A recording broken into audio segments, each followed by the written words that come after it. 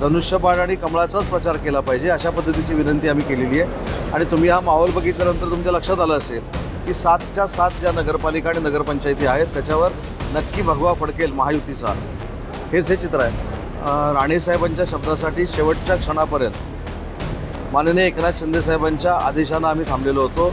एकनाथ शिंदेसाहेबांनी स्पष्ट असं सांगितलं होतं की राणेसाहेब हे ज्येष्ठ आहेत, राज्याचे मुख्यमंत्री होते, केंद्रीय मंत्री होते, महायुतीतील नेते आहेत, त्याच्यामुळं त्यांचा शब्द कुठेही खाली पडायला द्यायचा नाही। यामध्ये आपण जर संख्या बघितली असेल तर भाजप आणि शिवसेनेकडनं उभे केलेल्या उमेदवारांची संख्या ही 10% आहे। तर त्या संदर्भात मी स्वतः आज आणि उद्या इथं आहे, मी त्या सगळ्या माझ्या सहकाऱ्यांना विनंती करणार आहे। परंतु आपल्या एक लक्षात आलं असेल की आज फक्त 700 युतीच्या पदाधिकाऱ्यांचा मेळावा होता, 700 लोकांनाच आपण बोलवलं होतं। त्याच्यामध्ये सगळे ज्येष्ठ नेते, शिवसेना, भाजपचे, त्याच्यानंतर सगळे उमेदवार, आणि त्याच्यामध्ये मी आणि रवींद्र चव्हाण साहेबांनी आवाहन केलेलं आहे की महायुतीचीच सत्ता ही नगरपालिका नगरपंचायतीवर येणार आहे, त्याच्यामुळं आपण महायुतीचाच प्रचार केला पाहिजे, धनुष्यबाण आणि कमळाचाच प्रचार केला पाहिजे अशा पद्धतीची विनंती आम्ही केलेली आहे। आणि तुम्ही हा माहोल बघितल्यानंतर तुमच्या लक्षात आलं असेल की 7च्या 7 ज्या नगरपालिका आणि नगरपंचायती आहेत त्याच्यावर नक्की भगवा फडकेल महायुतीचा, हेच हे चित्र आहे। भाजपाचे प्रदेशाध्यक्ष माननीय रवींद्र चव्हाण साहेबांनी जो निर्णय घेतलेला आहे तो वरिष्ठांशी बोलूनच घेतलेला आहे।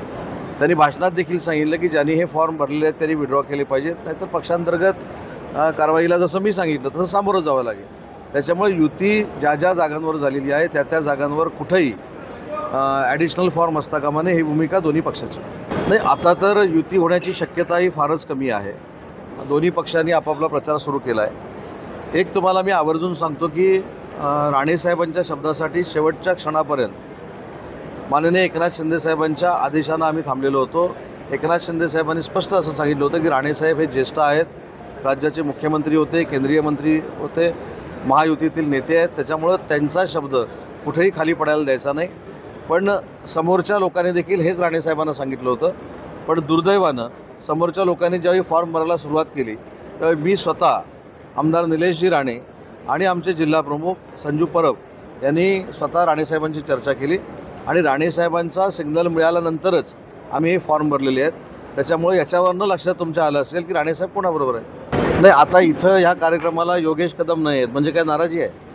योगेश कदम साहेबांची चर्चा केली, त्यांचा खेडचा तिथे काही बैठक आहेत त्याच्यामुळे ते येऊ शकले नाहीत। तसंच आमच्या साहेबांसमोर काही काम असेल, काही ते मिटिंगमध्ये असतील किंवा कुठेतरी कार्यबाहुल्यामुळे जाऊ शकले नसतील, त्याच्यामध्ये त्यांची आणि देवेंद्रजींची चर्चा झाली असेल। पण एखाद्या कार्यक्रमाला कोण उपस्थित राहिलं नाही की त्याच्यातनं तर्कवितर्क लावण्यामध्ये काही अर्थ आहे असं मला वाटतं। आता युतीच्या प्रचारासाठी आम्ही दोघं एकत्र होतो, त्याच्यामुळं ते कुठं बोलले ते मला माहीत नाही। परंतु काल मुख्यमंत्री महोदयांनी स्पष्ट पद्धतीनं आदेश दिलेले आहेत, उपमुख्यमंत्र्यांनी आदेश दिलेले आहेत की शिवसेनेचा धनुष्यबाणाचा उमेदवार असेल किंवा पदाधिकारी असेल त्याला भाजपामध्ये घ्यायचं नाही, भाजपमधला शिवसेनेमध्ये जायचं नाही। आणि ही जी कार्यवाही आमच्या नेत्यांनी म्हणजे एकनाथ शिंदेसाहेबांनी सुरू देखील केली, कालच आम्हाला त्यांनी सांगितलं की सगळ्या जिल्हाप्रमुखांना कळवा, उपनेत्यांना कळवा, आणि तसा आदेश सन्माननीय एकनाथ शिंदेसाहेबांचा आम्ही शेवटच्या पदाधिकाऱ्यापर्यंत पोहोचवलेला आहे। कसं असतं, 3 वर्षापूर्वीचा प्रसंग न विसरल्यामुळं आमच्यावर टीकाटिप्पणी होते।